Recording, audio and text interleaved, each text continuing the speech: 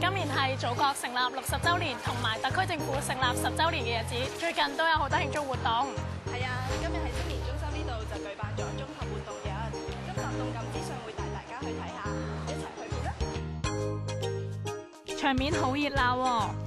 係啊，有表演啦、攤位遊戲啦、圖片展等等。我哋仲可以寫心意卡俾四川嘅小朋友表達關懷添。我知，攤位遊戲係想考驗小朋友對於祖國同埋澳門嘅認識，唔知佢哋答得啱唔啱咧？頭先係個遊戲入邊寫話行政長官咩任期嗰啲咯。幾多年？你識唔識答？識啊。係5年。佢哋都談會罰幾多錢？識600。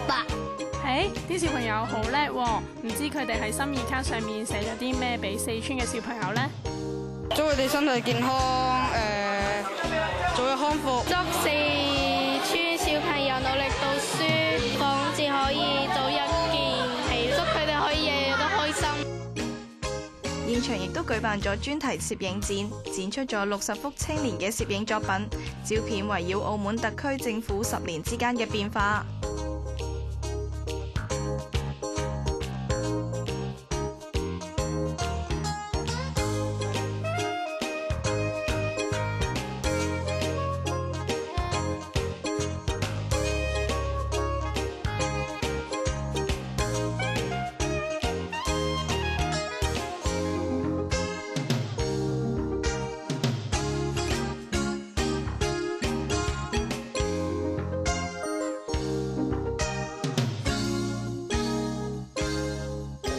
變化只可以話係近呢10年變化得太大，即係好多嘢都冇咗，亦都有好多新嘅建築物起咗出嚟。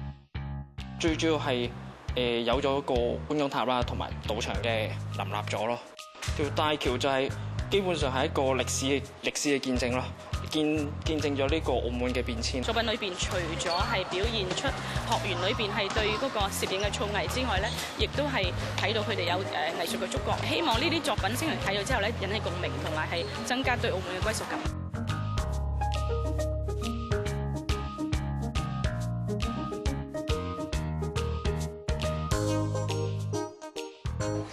我希望同中國太空人上太空。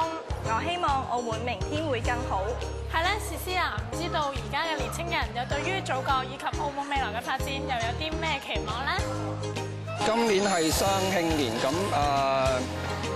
都希望可以繼續發展翻多啲嗰個嘅青少年個服務。期望啊，可以大學嗰陣時，希望即係有啲係真係有能力讀咗書，但係家境唔係咁好嘅人，可以有政府即係多啲津貼。希望可以出年會更加好咯，希望個就業啊同埋嗰啲民生都會更加情況會改善。